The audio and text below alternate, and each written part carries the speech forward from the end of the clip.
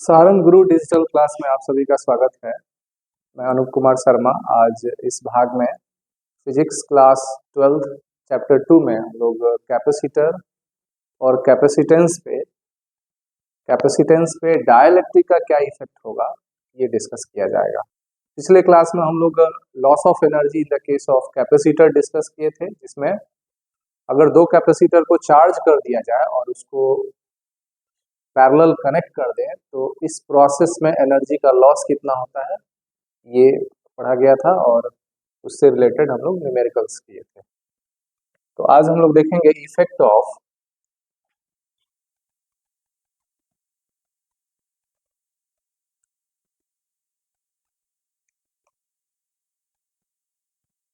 Effect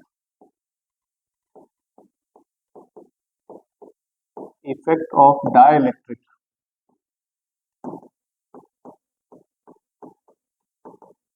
on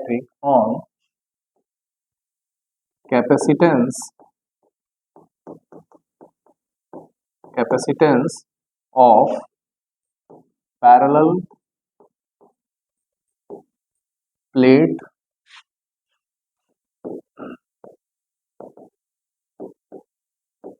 capacitor. Effect of dielectric on capacitance of parallel plate capacitor. Parallel plate capacitor में जो दो plate होता है उनके बीच में जो अगर डाइलेक्ट्रिक मटेरियल को इंसर्ट कर दिया जाए, जैसे कि ये एक प्लेट हो गया, एक दूसरा प्लेट हो गया, दोनों प्लेट के बीच का सेपरेशन d है और एरिया जो है, area of each plate is equal to a है। तो इसका जो कैपेसिटेंस होगा वो पढ़े थे हम लोग कि a epsilon not divided by d होता है। तो ये तब होता है जब इस दोनों प्लेट के बीच में एयर हो, ठीक है, एयर हो या फिर वैक्यूम हो, तो उस केस में इसका कैपेसिटेंस इतना होता है। और हर एक कैपेसिटर इस रिलेशन को भी फॉलो करता है, Q इज इक्वल टू सी भी। अगर कैपेसिटर को हम लोग चार्ज करते हैं, बैटरी से कनेक्ट करते हैं, V वोल्ट के बैटरी से कनेक्ट करते हैं, तो इस पे चार्ज कितना आएगा, Q इज इक्वल टू सी भी। और भी बहुत कुछ हम लोग पढ़े थे इसके बारे में, series combination of capacitor, parallel combination, energy stored in the capacitor, ये सब पढ़ा गया था कि एनर्जी कितना स्टोर करेगा। ये बेसिकली कैपेसिटर क्या है कि वो एनर्जी को स्टोर करता है। जब हम लोग इसको एक पोटेंशियल डिफरेंस देते हैं, एक बैटरी से कनेक्ट करते हैं, तो ये चार्ज हो जाता है और एनर्जी स्टोर कर लेता है।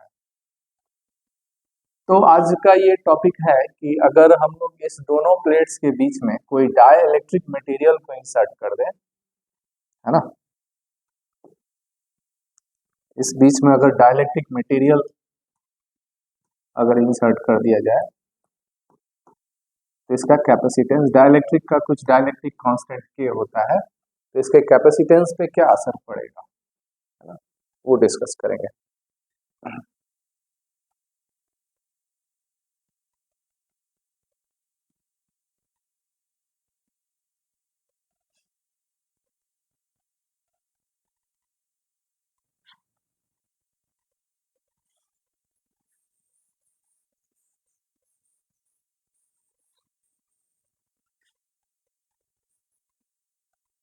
तो एक पैरेलल प्लेट कैपेसिटर बना लें लोग। ये दो प्लेट हो गया, जो दोनों प्लेट के बीच का सेपरेशन d और एरिया जो है वो a है, एरिया a है।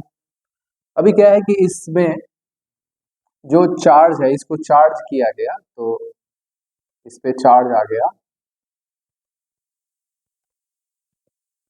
EQ आ गया। सपोज करिए इस पे Q चार्ज है, इस पे माइनस Q चार्ज है, तो इलेक्ट्रिक फील्ड कितना होगा, electric field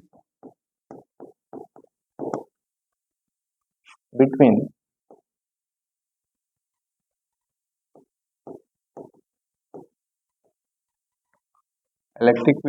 the plates of the capacitor. Capacitor के दोनों प्लेट के बीच में जो इलेक्ट्रिक फील्ड होगा वो होगा sigma by sigma by epsilon not. एक प्लेट की वजह से इस पे जब चार्ज अपीयर होगा, पॉजिटिव चार्ज अपीयर होगा और इस पे नेगेटिव चार्ज अपीयर होगा, जब इसको हम लोग बैटरी से कनेक्ट करें तो पॉजिटिव चार्ज की वजह से जो इलेक्ट्रिक फील्ड होगा, अभी दोनों प्लेट के बीच का जो स्पेस है इसमें अभी एयर रखे हम लोग या वैक्यूम कंसीडर कर रहे हैं, तो इसकी वजह से जो यहाँ पे इलेक्ट्रिक फील्ड होगा वो इधर की तरफ होगा। नेगेटिव प्लेट की वजह से जो इलेक्ट्रिक फील्ड होगा वो भी इधर की तरफ होगा और वो इलेक्ट्रिक फील्ड होगा सिग्मा बाई 2 एप्सिलॉन नॉट। एक प्लेट की वजह से, दूसरे प्लेट की वजह से भी सिग्मा बाई 2 एप्सिलॉन नॉट हो जाएगा और टोटल इलेक्ट्रिक फील्ड हो गया ऐड करने पे सिग्मा बाई एप्सिलॉन नॉट। ठीक है, और सिग्मा को हम लोग लिखते हैं चार्ज बाई एरिया। सिग्मा होता है surface charge density, charge per unit area sigma होता है, तो सिग्मा जो है वो चार्ज डिवाइडेड बाई एरिया हो गया। ये इलेक्ट्रिक फील्ड है कब, जब दोनों प्लेट के बीच में वैक्यूम हो, एयर हो।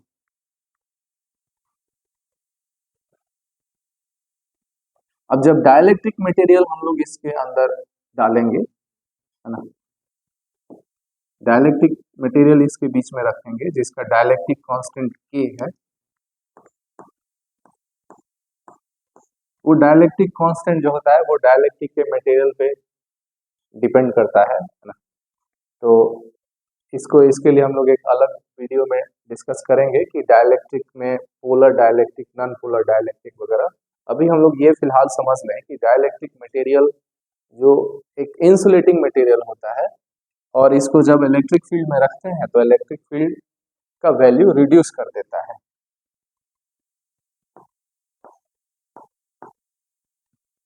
तो जब डाइलेक्ट्रिक मटेरियल इंसर्ट कर दिए तो उस समय इलेक्ट्रिक फील्ड का वैल्यू हो जाएगा E डिवाइडेड बाई K, है ना। जब इस बीच में जो इलेक्ट्रिक फील्ड होगा, पहले जो इलेक्ट्रिक फील्ड होगा उसमें K से डिवाइड करेंगे, जहां K होगा where K is a constant called dielectric constant, K is a constant called dielectric constant, dielectric constant, and the value of K depends on the nature of material, nature of dielectric material, dielectric material के nature पे इसका value depend करता है। तो dielectric material डालने से अब क्या होगा, इलेक्ट्रिक फील्ड रिड्यूस करेगा E डिवाइडेड बाई K से, यानी E का वैल्यू जो होगा वो Q divided by A epsilon not था, अब उसमें K से डिवाइड करेंगे तो यहाँ K आ जाएगा। ठीक है, तो डाइलेक्ट्रिक मटेरियल डालने से इलेक्ट्रिक फील्ड जो है वो कम हो जाएगा। इस बीच में जो इलेक्ट्रिक फील्ड है वो E था, अब E डिवाइडेड बाई K हो जाएगा, जहाँ K डाइलेक्ट्रिक मटेरियल है। ठीक है, अब क्या करेंगे हम लोग, दोनों प्लेट्स के बीच का पोटेंशियल डिफरेंस कैलकुलेट करेंगे, को भी मान लेंगे। ठीक है, उसको कैलकुलेट भी करेंगे, तो यहाँ तक आप नोट कर सकते हैं।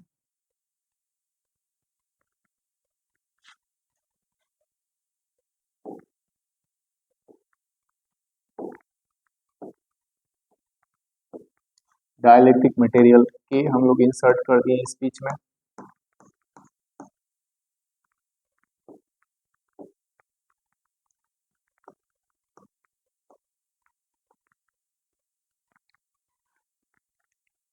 और दोनों प्लेट के बीच का सेपरेशन D है, एरिया जो है वो A। पोटेंशियल डिफरेंस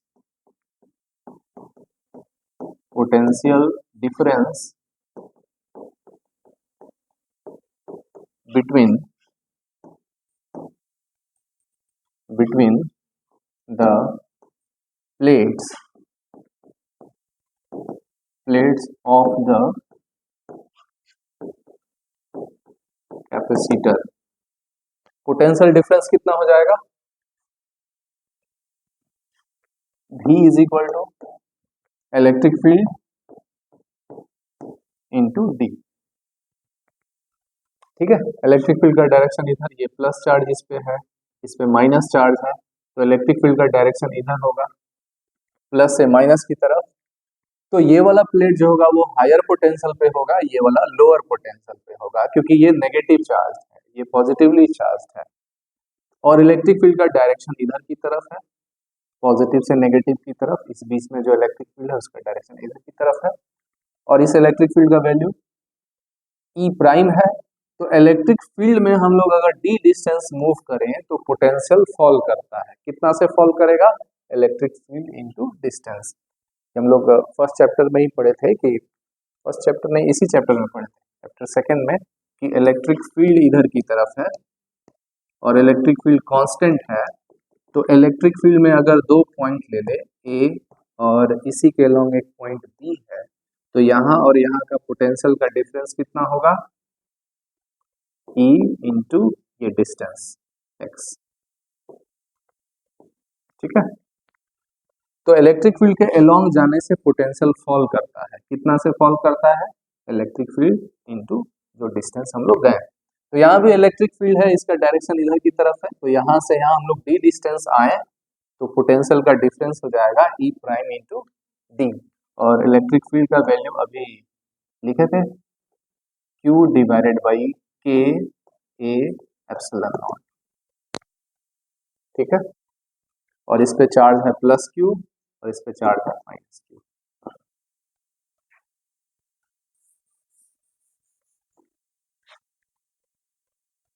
अब ये पोटेंशियल डिफरेंस हो गया। If C be the capacitance of the capacitor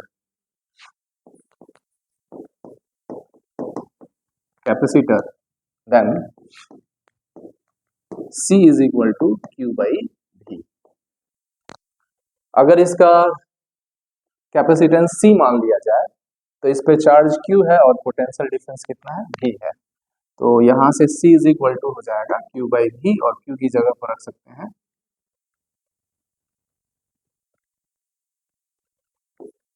Q, और V की जगह पर ये रख सकते हैं Q K A epsilon not. और यहाँ पे एक D जो है, यहाँ पे D छूट गया था, तो पोटेंशियल डिफरेंस होगा E प्राइम इंटू डी। तो ये तो इलेक्ट्रिक फील्ड का वैल्यू रखती है और ये डिस्टेंस D हो जाएगा। ठीक है, यानी D यहाँ पे मल्टीप्लाई, यहाँ D। तो ये Q कैंसिल हो जाता है और यहाँ से C इज इक्वल टू मिल गया, ये ऊपर जाएगा K A epsilon not by D। ठीक है। तो यहाँ से हम लोग देख पा रहे हैं कि जब दोनों प्लेट्स के बीच में एयर था या वैक्यूम था तो उस समय जो कैपेसिटेंस था वो A epsilon not divided by D। अब जब डाइलेक्ट्रिक मटेरियल इंसर्ट कर दिए तो कैपेसिटेंस बढ़ गया। कितना से बढ़ गया? K टाइम्स, जहाँ K जो है वो उसका डाइलेक्ट्रिक कांस्टेंट है ना। तो अब जो कैपेसिटेंस हो गया C प्राइम, इसको लिख दें अगर, तो वो C divided by C into K हो गया, C K इंटू C हो गया। तो यानी K A epsilon not divided by D हो गया। ठीक है। तो कोई एक कैपेसिटर है, उसका कैपेसिटेंस सबसे कम तभी होगा जब उस दोनों प्लेट्स के बीच में वैक्यूम एयर हो या फिर वैक्यूम हो, कोई भी मटेरियल उसमें इंसर्ट करेंगे, डाइलेक्ट्रिक मटेरियल, तो उसके लिए, और डाइलेक्ट्रिक कांस्टेंट का वैल्यू 1 से ज्यादा ही होगा, है ना। वैक्यूम और एयर के लिए K का वैल्यू 1 होता है। फॉर वैक्यूम और air K is equal to 1, और बाकी कोई डाइलेक्ट्रिक मटेरियल के लिए K का वैल्यू 1 से ज्यादा ही होगा, है ना। ठीक है।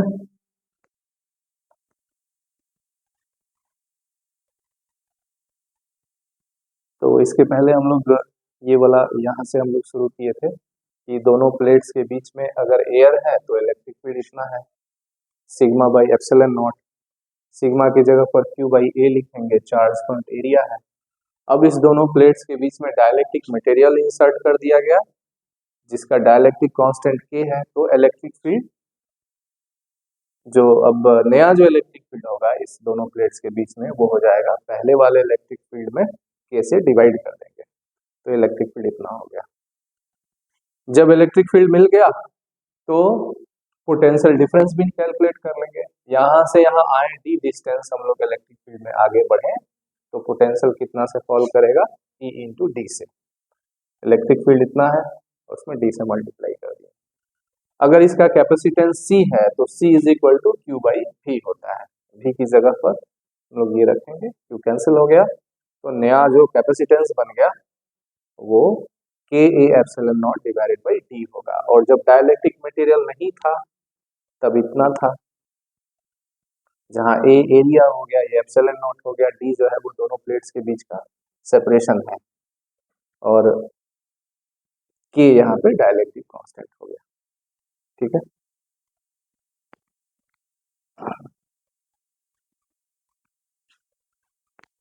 अब एक क्वेश्चन लेते हैं।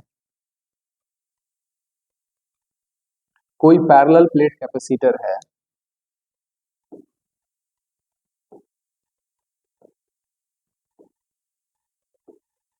जिसमें दोनों प्लेट के बीच का सेपरेशन D है और एरिया जो है वो A है। ठीक है, तो अगर इसका कैपेसिटेंस C है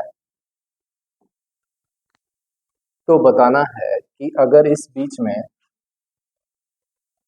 क्वेश्चन है, ये दिया हुआ है एरिया A है, दोनों प्लेट के बीच का सेपरेशन D है, तो इसका कैपेसिटेंस C है, यानी C इज इक्वल टू हो जाएगा A epsilon not divided by D। ये दिया हुआ है, तो कैपेसिटेंस बताना है अगर उसी दोनों प्लेट्स के बीच में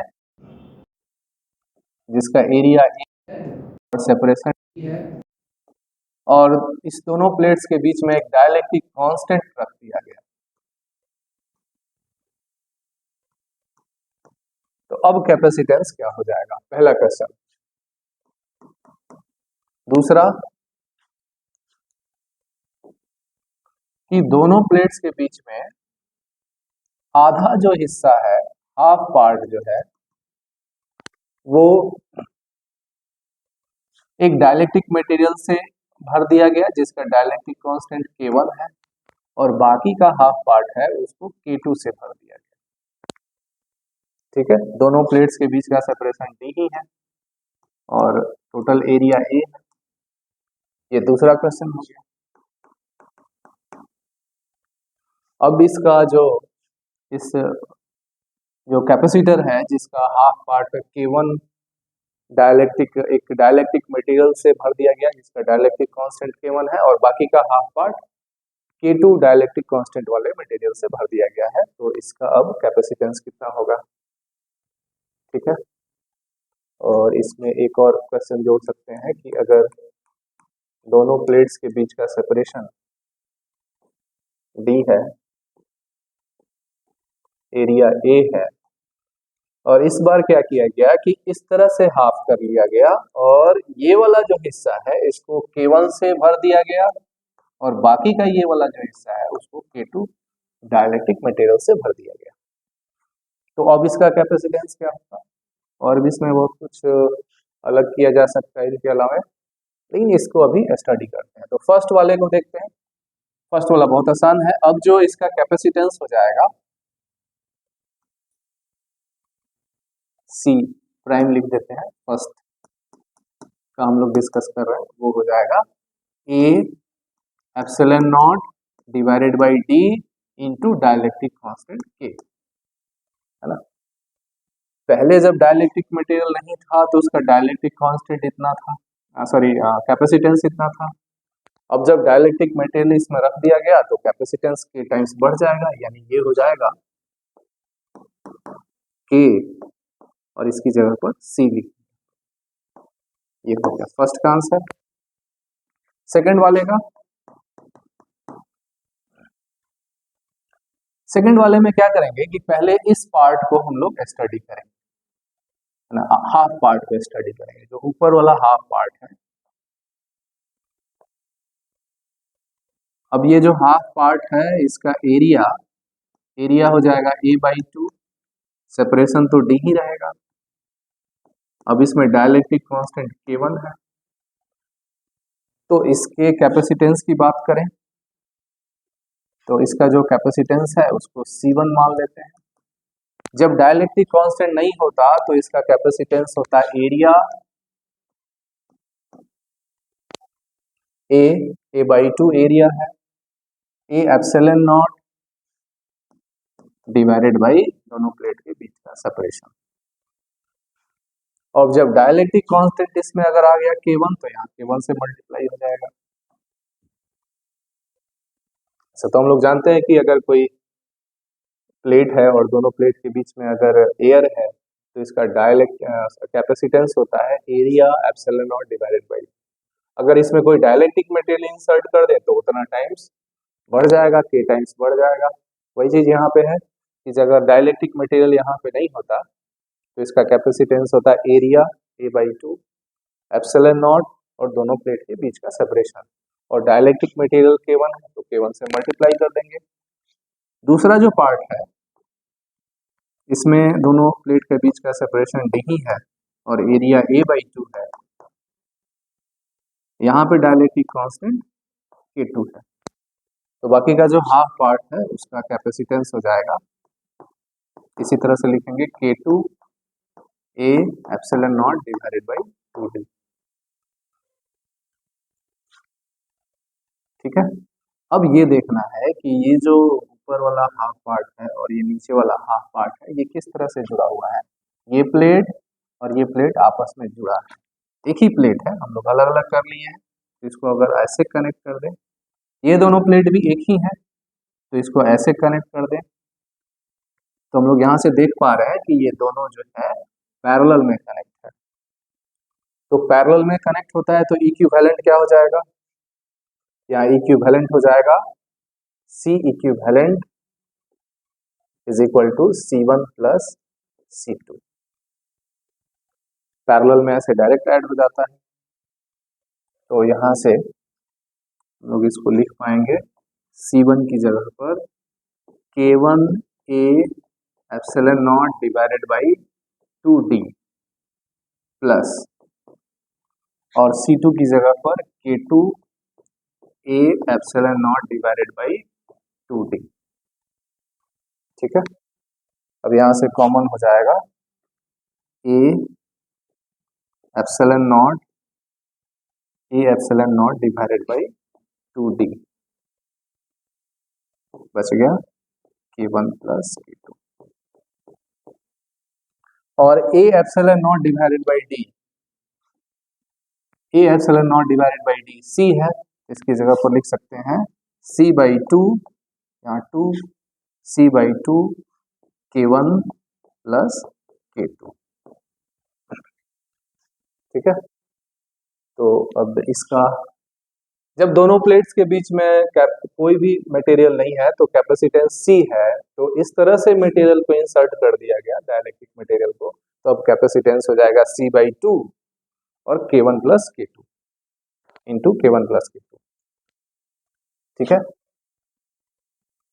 तो ये सेकेंड पार्ट हुआ। अब थर्ड वाले को देखते हैं कि इसको कैसे सॉल्व करेंगे।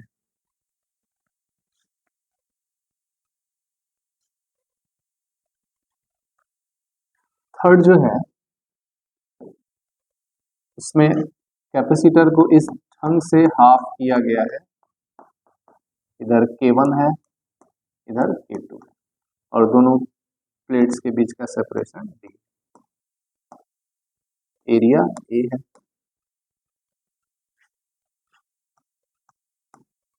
तो इसको ये जो पार्ट है, ये वाला जो हाफ पार्ट है, इसको अगर हम लोग स्टडी करें,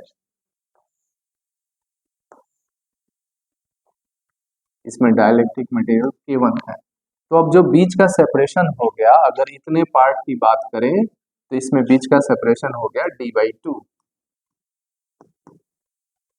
ठीक है, और एरिया तो A ही है,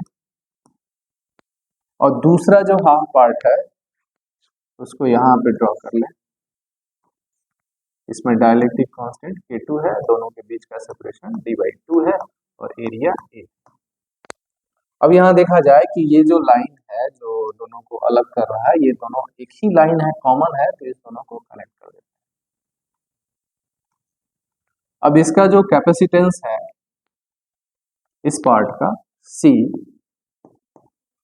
is equal to A area epsilon not divided by दोनों प्लेट्स के बीच का सेपरेशन d/2 और डाइलेक्ट्रिक मटेरियल K1 है तो K1 से मल्टीप्लाई करेंगे, ये हो जाएगा, ये 2 ऊपर जाएगा, 2 K1 A epsilon not divided by D, इसको C1 लिखते हैं। अब ये जो पार्ट है इसको C2 लिखें तो इसका कैपेसिटेंस हो जाएगा एरिया, इसी तरह से इसको भी लिख सकते हैं, यहाँ पे K1 की जगह पर K2 हो जाएगा, ये हो जाएगा 2 K2 A epsilon not divided by D।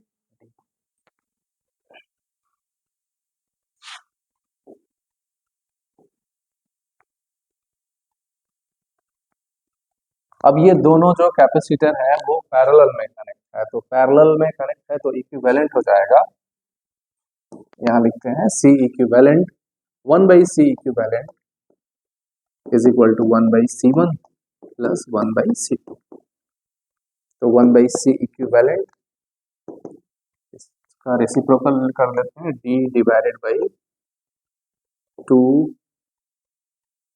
K1 A epsilon not plus इसको 1/C2 करेंगे तो ये हो जाएगा D divided by 2 K2 A epsilon not, ठीक है।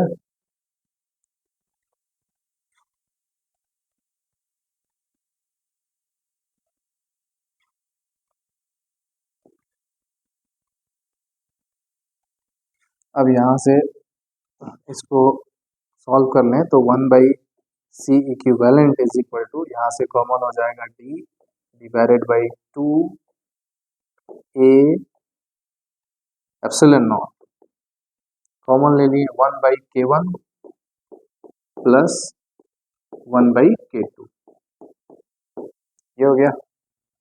इसको अगर सॉल्व करें तो ये D डिवाइडेड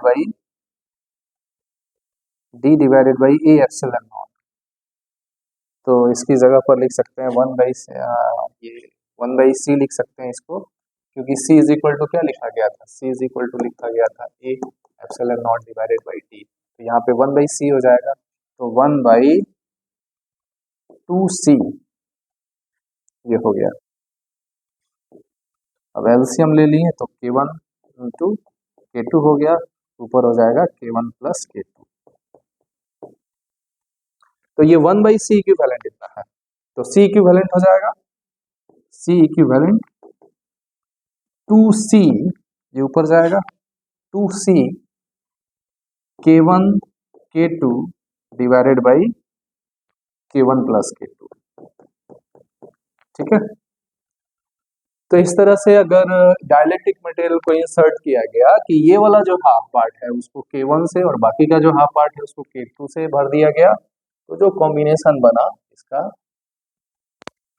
इक्विवेलेंट कैपेसिटेंस हो जाएगा इतना, जहां C क्या है, C क्या है, C तब का कैपेसिटेंस है जब दोनों प्लेट्स के बीच में एयर था और बीच का सेपरेशन D है और एरिया A है, उस समय का जो कैपेसिटेंस है C है जो कि A epsilon not divided by D है, और ये कब का है, जब इस प्लेट्स के आधे हिस्से में इस तरह का हाफ किया गया है जिसमें K1 और K2 को इंसर्ट किया गया है, उस समय ये कैपेसिटेंस होगा, ठीक है। तो इस तरह से हम लोग सॉल्व कर सकते हैं क्वेश्चन को, और जो डाइलेक्ट्रिक से रिलेटेड टॉपिक है, डाइलेक्ट्रिक टाइप्स ऑफ डाइलेक्ट्रिक, उसको हम लोग अगले क्लास में देखेंगे, उसमें polar dielectric, non polar dielectric हम लोग स्टडी करेंगे, और जब डाइलेक्ट्रिक मटेरियल को इलेक्ट्रिक फील्ड में रखते हैं तो उस पर क्या असर होगा।